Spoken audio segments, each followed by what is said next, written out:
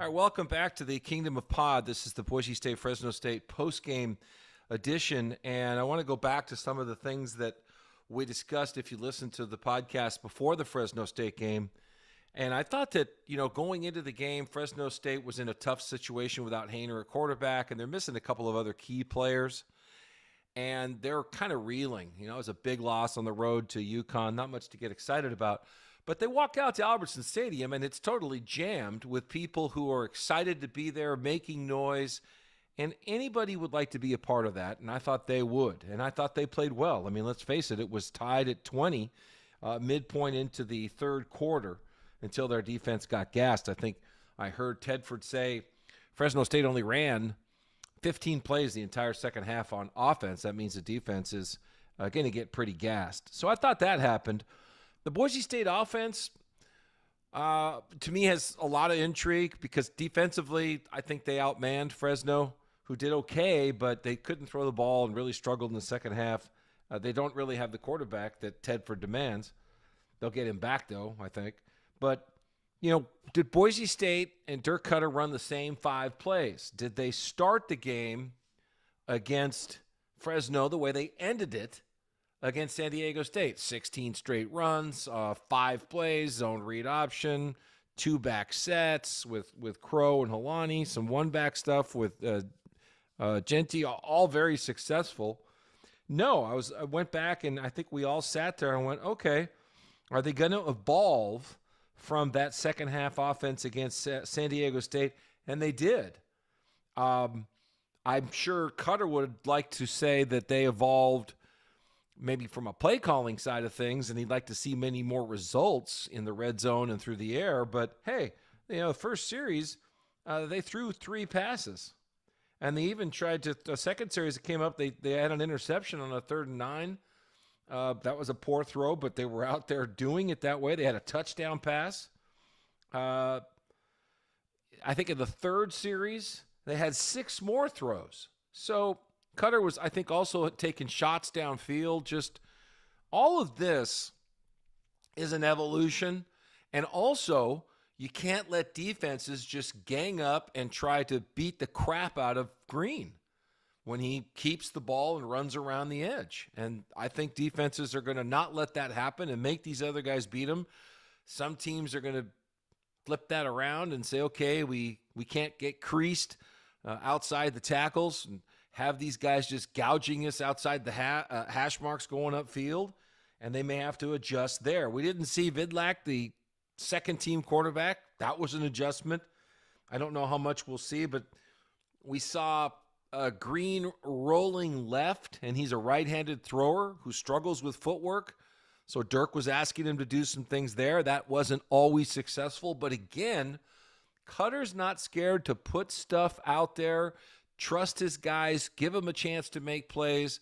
If nothing else, the defense, not only that night, but in the future, will have to honor and respect the quarterback keeper, the quarterback draw, Helani, Genty, just go down the list, taking shots downfield, so it keeps people off balance. So sometimes it just helps to even try those things, and I think they'll ultimately get some success, and then really things will kick in. But, I always look back on these podcasts and see how many people are listening, what the downloads are like, and all that stuff.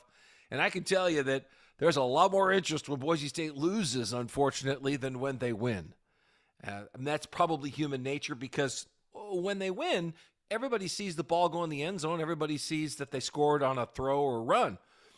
When they don't, it's harder to understand, and I think we just enjoy hearing other people's perspectives on why it didn't come together. But anyway, so I look back at the first 4 games of this offense, and I think it's unbelievable that this offensive line and running attack and everybody that's involved with it has went from 3.6 yards per carry, 33 rushing attempts per game, the first 4 games, and in the last 2, they've went to 6.6 yards per carry, and they're running the football 46 times per game.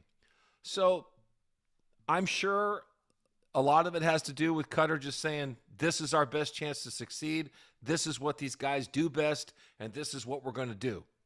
and he has the experience that he can pull off of that. I am, I guess, sensitive to Coach Plow and what he was trying to get accomplished with Hank. I'm not going to, throw him under the bus. There was just a lot of things, I'm sure, dynamically going on there. And I think we also have to assess this, and then this will be it for this game. I think another big change is in Andy Avalos.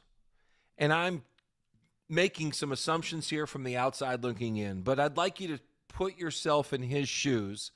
Year 2, alma mater, huge expectations, massive shoes to fill with legendary football coaches who were respected throughout the country.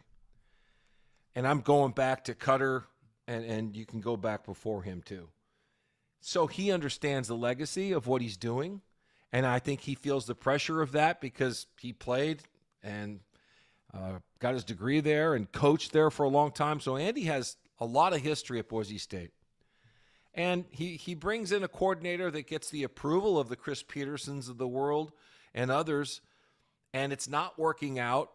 And they're having meeting after meeting after meeting, and they're discussing running the football more or huddling up more or why we need to be in shotgun so much or can't we throw the football in a more controlled fashion or whatever the conversations are like. Andy only has so many hours and so much energy because he's human. And I wondered, how much energy and time was he spent worrying, analyzing, thinking about the first 4 weeks of the season with that offense and what they were going to ultimately do about it.